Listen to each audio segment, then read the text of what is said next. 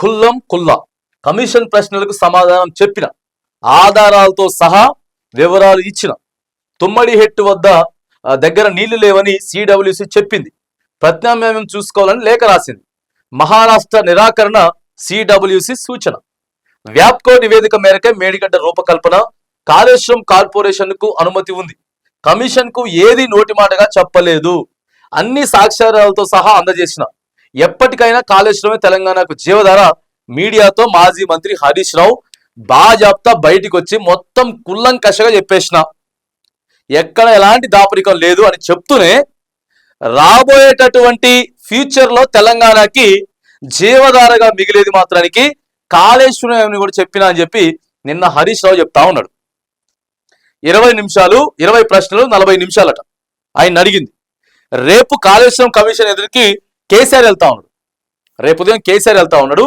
Kaleshwaram commission విచారణకు హరీష్, ప్రతి ప్రశ్నకు హరీష్ రావు సమాధానం, ప్రాజెక్ట్ డిజైన్ మార్పు, కార్పొరేషన్లపైనే చర్చ, జీవోలు ఆధారాలు అందజేసినటువంటి హరీష్ రావు మరి నిన్న పోయొచ్చిండు, కాళేశ్వరం కమిషన్ దగ్గరికి పోయొచ్చినాడు. అదే ఉంది, ఇగో అంతా ఇంజనీర్లే చేశారు, బ్యారేజీల లొకేషన్ మార్పు, నీటి నిల్వ వాళ్ళ నిర్ణయమే. హరీష్ రావు కాళేశ్వరం కమిషన్ విచారణలో వెల్లడి, నీళ్లు నింపాలని ప్రభుత్వం నుంచి ఆదేశాలు ఇవ్వలేదు, మహారాష్ట్ర అభ్యంతరాలు సిడబ్ల్యూ సిఫార్సుల మేరకే. ఇది వెలుగు దినపత్రికలో రాసినటువంటి ఇది కథ అనమాట. ప్రతి విషయానికి కేబినెట్ ఆమోదం ఉందని చెప్పేసి కూడా స్పష్టీకరణ చెప్పేసిండు. సో ఇక ఇప్పుడు ఏంది కథ చెప్పాలి. ఇక మరి ఇప్పుడు ఏంది కథ? కాళేశ్వరం కమిషన్ అడిగిన అన్ని ప్రశ్నలకు సమాధానం చెప్పిన, ఆధారాలతో సహా వివరాలు అందజేశారని మాజీ మంత్రి హరీష్ రావు తెలిపారు. కాళేశ్వరం కమిషన్ ముందు సోమవారం మాజీ ఇరిగేషన్ శాఖ మంత్రి హరీష్ రావు విచారణకు హాజరయ్యారు. మొన్న ఈటల రాజేంద్ర హాజరైండు, వచ్చిండు, ప్రెస్ మీట్ ముందుకు వచ్చి మాట్లాడినాడు, ప్రతిదీ క్యాబినెట్ లో నిర్ణయం తీసుకున్నామని చెప్పినాడు. ఆ తర్వాత నిన్న హరీష్ రావు కూడా మాట్లాడిండు, ప్రతిదీ క్యాబినెట్ లో నిర్ణయం తీసుకున్నామని చెప్పినాడు, ఇంజనీర్ల సూచన మేరకే మేము ముందుకు వెళ్ళామని చెప్పినాడు. అంతే వెళ్తారండి. ఏ ప్రాజెక్ట్ అయినా సరే ప్రభుత్వం కట్టాలని డిసైడ్ అయిన తర్వాత, కాంట్రాక్టు ఓ కంపెనీ ఆయనకి ఇచ్చిన తర్వాత, ఆయనకి ఎంత పైసలు కావాలో ఇచ్చిన తర్వాత, ఇటు ప్రభుత్వానికి సంబంధించినటువంటి ఇంజనీర్లు కానీ లేదా కంపెనీకి సంబంధించిన ఇంజనీర్లే వీళ్ళే ఉంటారు తప్ప పోయి ముఖ్యమంత్రి పోయి ఏం జరుగుతా ఉందని చెప్పి ప్రతి నిమిషం చూడలేడు, ఆర్థిక శాఖ మంత్రి పోయి చూడలేడు, నీటి పారుదల శాఖ మంత్రి కూడా ఊకపోయి ఏం జరుగుతుందని చూడలేడు. ఇలా ముగ్గురిని కమిషన్కి అయితే సో మరి పిలిచిర్రు. 40 నిమిషాల పాటు హరీష్ రావుని కమిషన్ ప్రశ్నించింది. అనంతరం ఆయన బీఆర్కే భవన్ దగ్గర మీడియాతో మాట్లాడుతూ తుమ్మడిహెట్టి నుండి మేడిగడ్డకు బ్యారేజ్ను ఎందుకు మార్చారని మొదట అడిగారని, అనే దానిపై చాలాసేపు డిస్కషన్ జరిగిందని అన్నారు.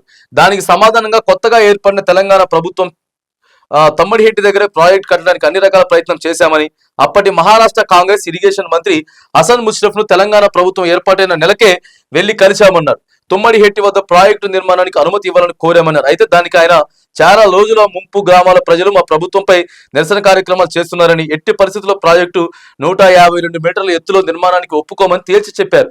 ఇదే విషయాన్ని రాష్ట్ర ముఖ్యమంత్రి చౌహాన్, అప్పటి ఉమ్మడి ఏపీ ముఖ్యమంత్రి కిరణ్ కుమార్ రెడ్డి కూడా ఒప్పుకోమని లేఖ కూడా రాశారని అన్నారు. ఈ విషయాన్ని కూడా కమిషన్ దృష్టికి తీసుకెళ్లినట్టు చెప్పినాడు. ఇక వీళ్ళంతా కూడా చెప్తూనే ఉన్నారు విషయం ఏం జరిగింది, ఎట్లా జరిగింది, వాళ్ళు అడిగిన దానికి మేం చెప్పిన దానికి ప్రతిదీ మేము చెప్పినాం. ఇలా కమిషన్ ఎదురుకు పోతాడు, పోయి హాజరై సమాధానాలు చెప్పిన తర్వాత సాయంత్రం పూట వచ్చి ప్రెస్ మీట్ ముందు కూడా అన్ని చెప్తారు. అయిపోయింది సార్, మేము మంచిగానే అన్ని చెప్పేసినామని చెప్తారు. రేపు పొద్దుటిలి అది వీళ్ళకే పెచ్చింగ్ అవుతుంది, అరెస్ట్ చేస్తారు, అది ఇది అవినీతి బయటపడుతుంది అనుకుంటారు. కానీ ఒకవేళ చెప్పిర్రు అనుకోండి, పోయిర్రు అంత పర్ఫెక్ట్గానే ఉందని చెప్పేసి చూపిస్తే అప్పుడు ఇది ఎట్లుంటాయి రాజకీయాలు. సో ఏదేమైనా కానీ హరీష్ రావు మాత్రానికి మొత్తం కుల్లాగా వివరించి చెప్పేసిన కాళేశ్వరం కమిషన్ కి ప్రతిదీ నిర్ణయం తీసుకునే జరిగినది అని చెప్పినాడు. ఇక కొంత దీంట్లో ఉత్కంఠ ఏంటంటే రేపు పొద్దుటిల్లి కేసీఆర్ కూడా హాజరు కాబోతా ఉన్నాడు. దీనికి రేపు 11వ తారీఖు హాజరైతా అని చెప్తున్నాడు. ఇప్పటికి కూడా ఆయన రేపు హాజరవుతారని చెప్తున్నాడు.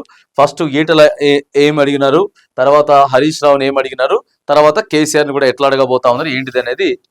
సో రేపు మరి కేసీఆర్ని ఎట్లాంటి క్వశ్చన్స్ అడుగుతారు, ఏం సమాధానాలు చెప్తారు, బయటకు వచ్చిన తర్వాత కేసీఆర్ మరి దీని గురించి బయట ప్రెస్ మీట్ లో మాట్లాడతారా ఏంటిది అనేది మాత్రానికి కొంత కాళేశ్వరం విషయంలో మాత్రానికి ఆసక్తికరంగా చూస్తా ఉన్నాం.